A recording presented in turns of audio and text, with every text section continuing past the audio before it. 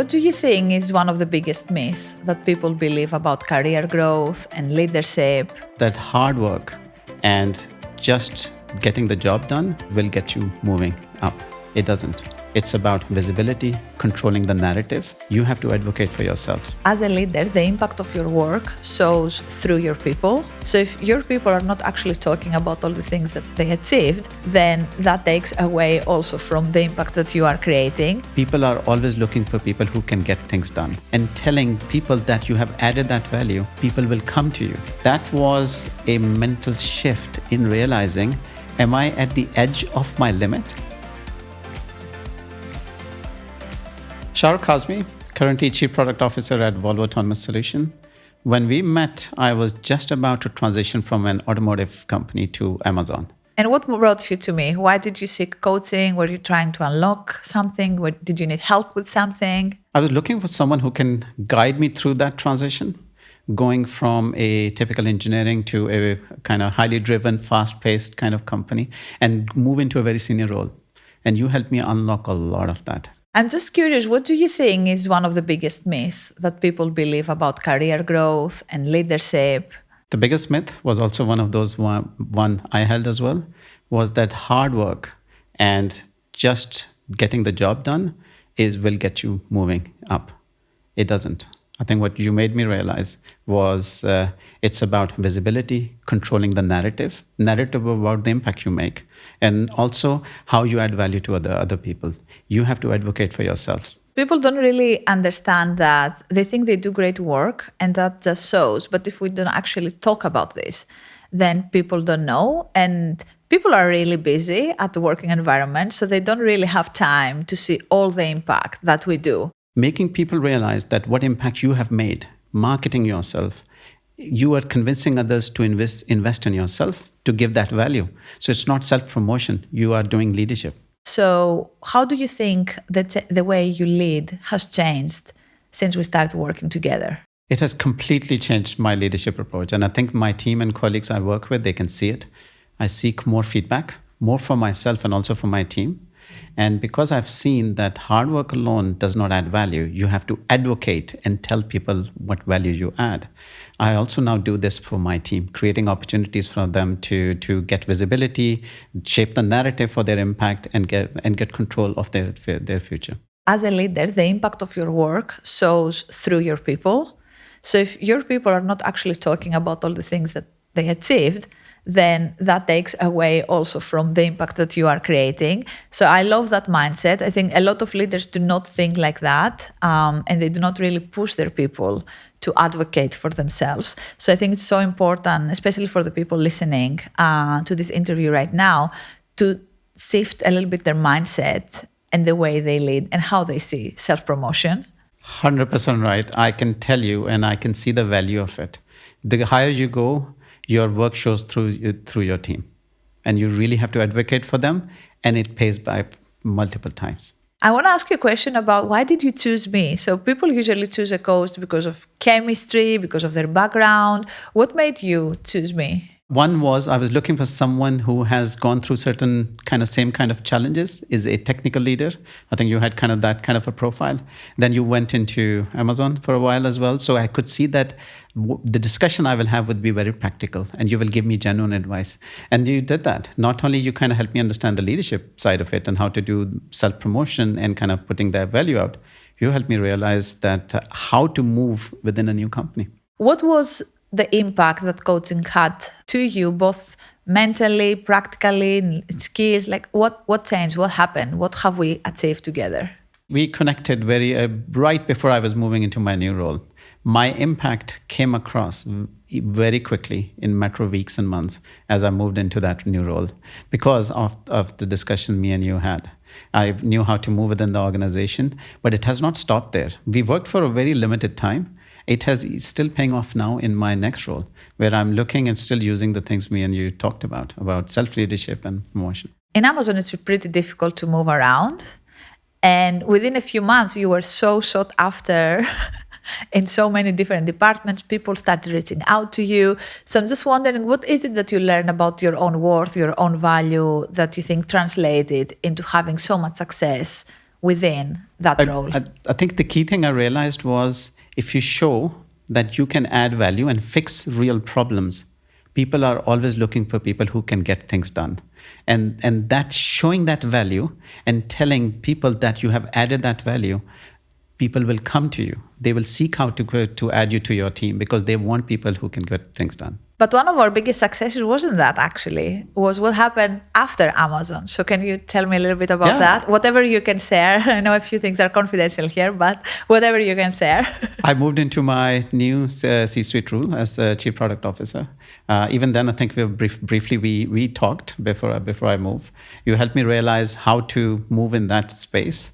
Not only it had a financial impact, it helped me understand quite a lot of things, how to negotiate well, but also how to lead and how to move into promoting your team to show the value I add.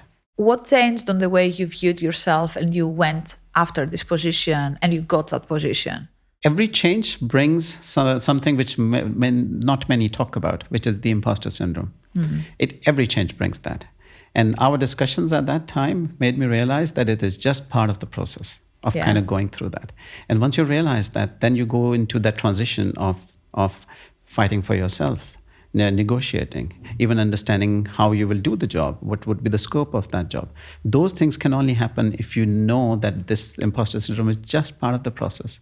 And I think for you, there was so much hidden potential, but you were not aware that you could actually perform to that level. So one of the things that I immediately realized, I think within our first session already, was that you could do so much more and you just weren't aware because of your high standards.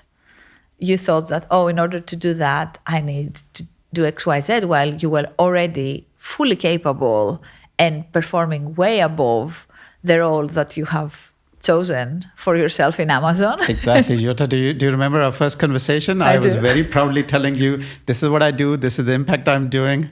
And I think within a few minutes, you made me realize that I could be at a totally different level, adding far more value. And that was a total mental shift. It's just how you look at yourself. What was the most surprising thing that happened from our coaching? The most surprising thing was that one associates the value for oneself by the reference around yourself. So you're really kind of just looking around, using the feedback. We have to stop doing that, but also kind of go broader and seek for people who can tell you what values those add. One of them was you, where you helped me understand. But then also, because of that, I started seeking feedback. And that feedback made me so much better. How would you summarize the impact that coaching had in your career and the way you show up professionally?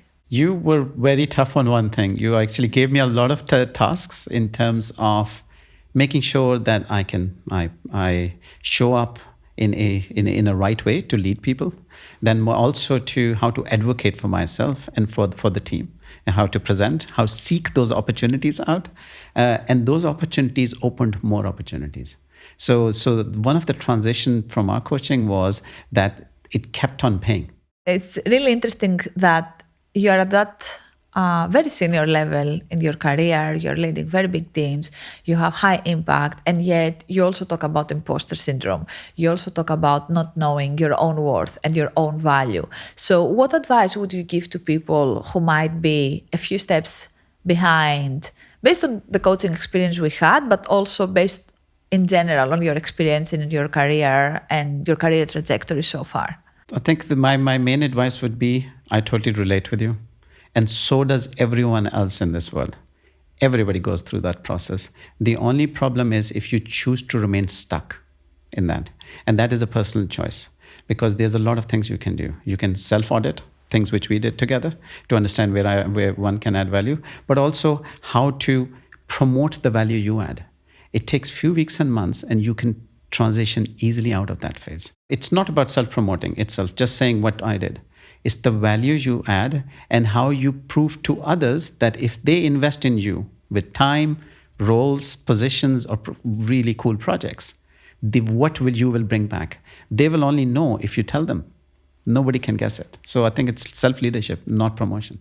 And it's so much more powerful. And I love what actually the word that you use, self-leadership, because it's so much more powerful when it comes from you rather than when it comes from me. Because people a lot of times think that I'm giving them this advice, I'm pushing them out of their comfort zone because that's what I do. But actually, I think that is where their personal growth lies in and where is the missed opportunity that they haven't used in their career until they came across coaching or someone like me. And it goes beyond just the you as an individual. It goes to your colleagues and teams as well, because you are then creating opportunities for them and you're promoting them. You're actually creating more opportunities for them. This pays off in multiple times. A lot of people, and especially high achievers, they do not realize there's help like this. What would you say to these people? If you are good at something, there's a self-confidence and belief that I don't need help. But that is only realized that what help you need and how to see the world differently if you seek that feedback and perspective. And that made you realize, which was in our discussion as well, was that the limit to what one can achieve is very high. So you don't need to limit yourself. I remember when we had our conversation about the next position and where you were, and I haven't, up to that stage, I think we were a couple of sessions in, I hadn't asked you about your salary because you kept telling me how well paid you think you were.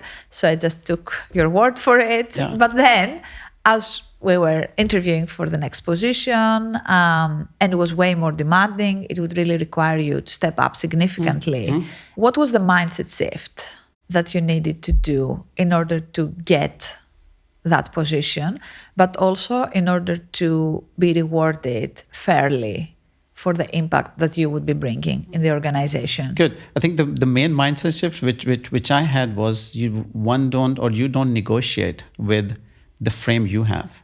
You negotiate with the value you will add and transformation you will bring. And by using that language, you are using the language of the stakeholder you're talking to. And that's easier for them to understand.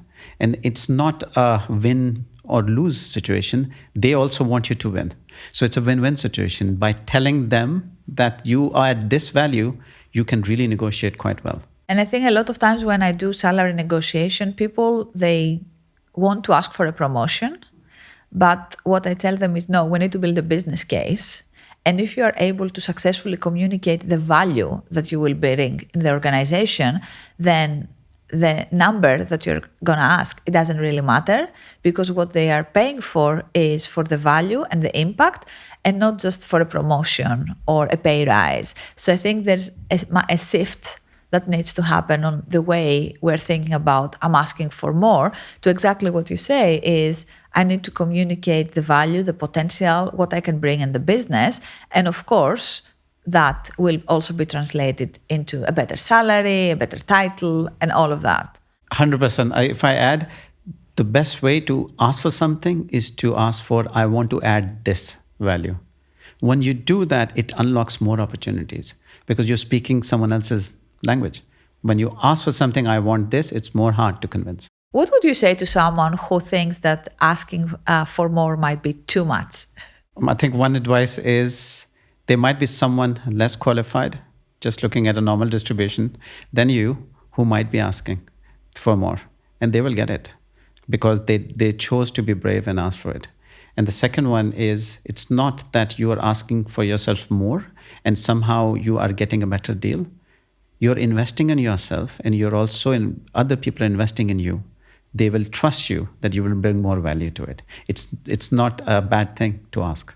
I love that you're saying that. And I'm so proud that you're actually now really embodying all this philosophy.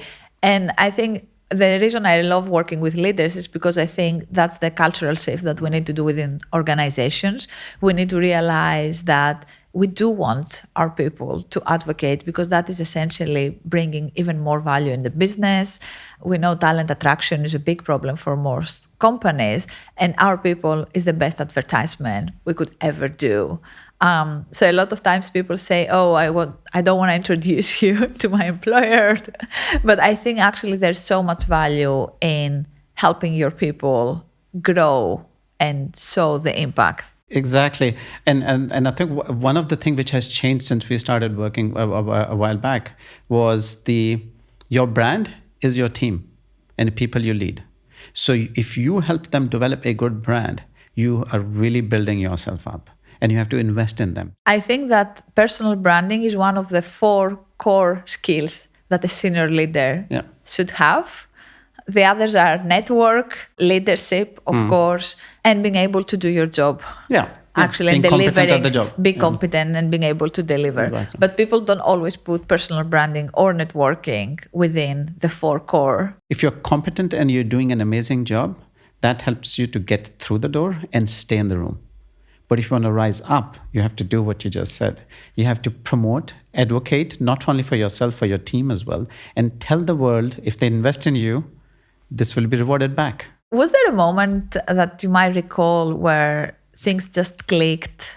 There were 2 moments. I think one was when I was telling you that I have this amazing project. This is what I'm doing. This is the value I'm adding. And right quickly after you, because you have talked to quite a few of those type of leaders, and your response was, you can do a lot more than that. That was a mental shift in realizing, am I at the edge of my limit or I'm just comfortably going through? And then I started seeking more challenging projects because it's weird how someone else tells you that. And then I realized I can perform in those conditions. And you said there were 2, so now I'm going to ask you what's the second one. The second one was the one on just the financial reward or the financial salary implications. I was associating my value from the reference I had, which was my reference, not associating the value from what I add and what is the role asking for. That switch immediately made me realize that so far I have not even communicated well. I have not even asked the right way. If you had to choose one thing that coaching helped you do that you couldn't do before, what would that be? Coaching helped me definitely with one thing, was to understand that there was, even though I thought I don't put limits on myself, I was. Yes, and big limits also. Big limits, right? and by seeking advice, seeking coaching, that you can self-realize and understand by the questions are asked that that boundary is far, far off, or maybe does not even exist. Is there anything else you would like to add? Any advice you would like to give? Anything you would like to tell me? One advice is invest in yourself. This is as important as the work you do, because you might be really brilliant at something, but if people don't know about it and you're not telling them in the value you add, you're not using the right language, nobody will know. And you will also not feel satisfied with that value. Thank you. And also, I think people think about investing in their personal growth when they reach in very high levels in their career. And if I look also to my career trajectory back to when I was in corporate, I just didn't even have the mindset of seeking help earlier in my career, and that could have accelerated my growth so much. But it was only, in my case, it wasn't not even financed through the company. It was actually my studies, my master's in coaching that exposed me to the potential. And I just wish someone had nudged me a little bit earlier in my career to think about coaching and really invest in myself, because it would have paid off. I'm in a good place now. I'm very grateful for what I do in running my own business. But if I was in corporate, my whole career trajectory would have been so much different if I had a bit of more help. I can relate to that. I think in early phases, normally people and most invest in the technical skills. Yes. Which are really good. In order to be competent, to get through the door, you need them. But right at that time, investing in your how you show up to work, how you seek feedback, how you value yourself, how you negotiate, and how you see the world around you. If you invest in those soft skills, it unlocks the competence, the technical skills you had. It adds value to that. And that's why doing that earlier on in the career, that really helps.